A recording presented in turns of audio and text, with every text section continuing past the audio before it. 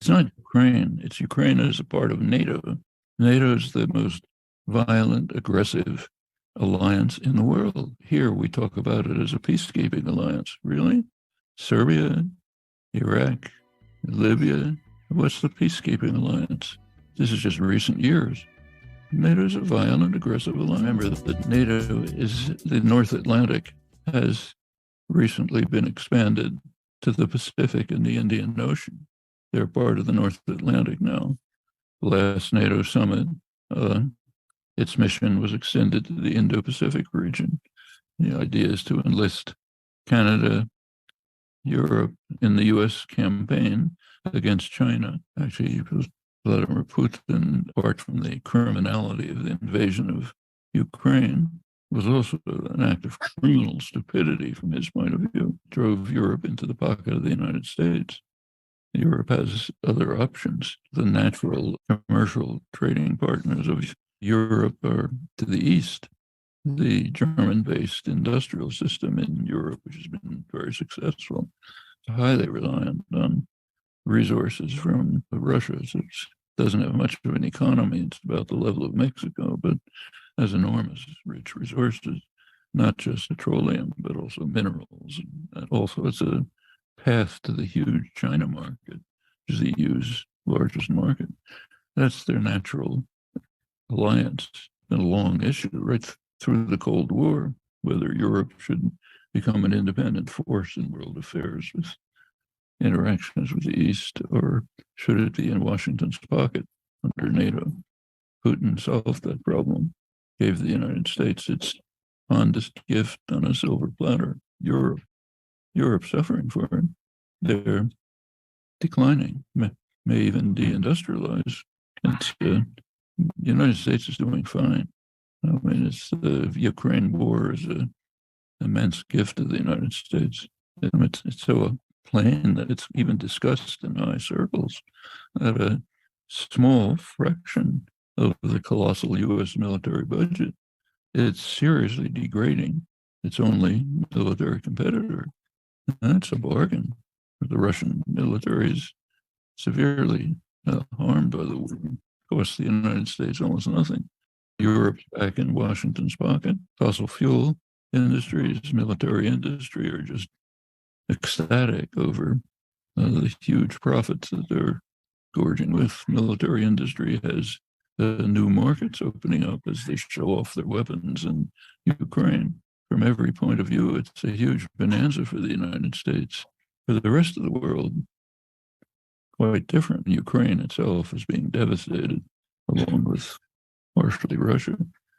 Countries of the global south are suffering from the curtailment of grain and fertilizer resources from one of the main producers, the Black Sea region. The whole world is suffering from the fact that the limited steps towards dealing with the climate crisis are being reversed. Well, they should be telling the truth.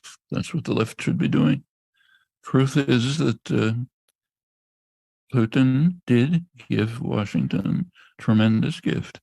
He gave a pretext for NATO to not only exist, but expand.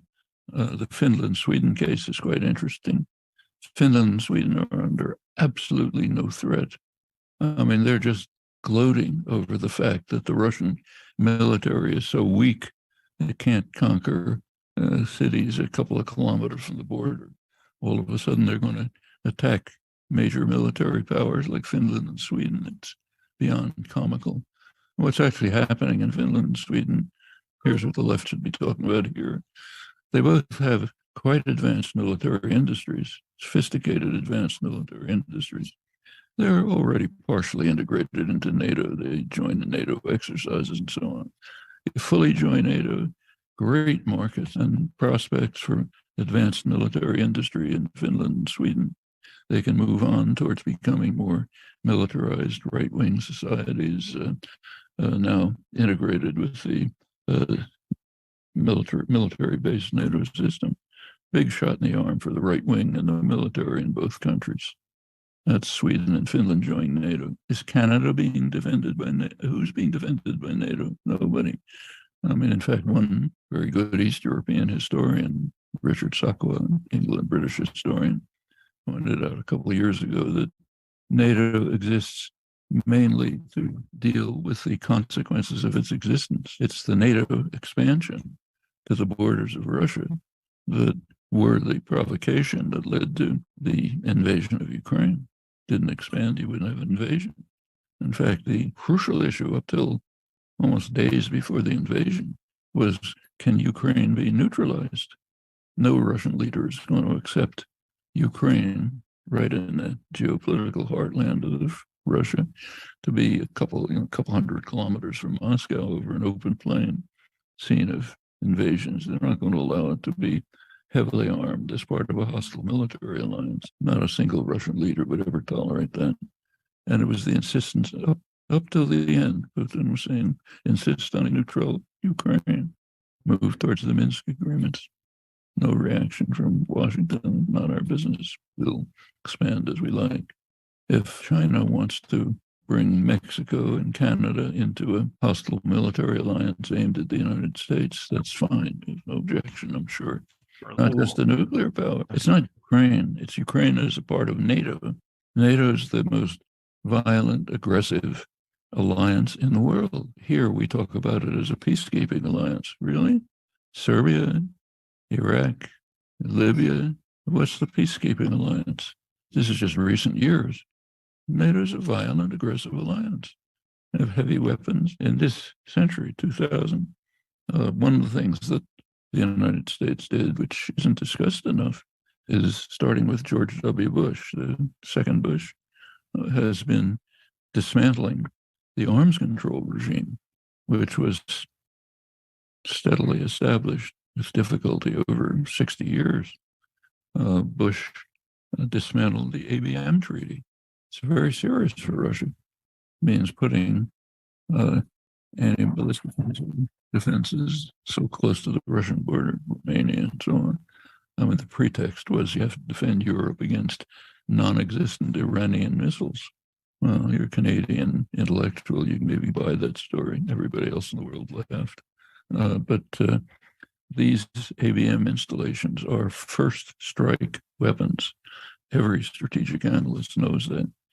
They have no conceivable possibility of defending against a first strike. Conceivably, they could deter a second strike, a retaliatory strike, which makes them first strike weapons. Furthermore, they can easily be reconfigured to have missiles, nuclear missiles aimed at Russia. This is right near the Russian border. That's the ABM treaty. Then comes along Trump, eliminate the INF treaty, the Reagan-Gorbachev treaty. That means short-range missiles in Europe, 10 minutes flight time from Moscow. You move to Ukraine, traditional invasion route. You take a look at a map, flat terrain right to Moscow and St. Petersburg. Sure, Germans went through there twice in the last century. Of course, no Russian leader is going to allow it to be part of a hostile military alliance.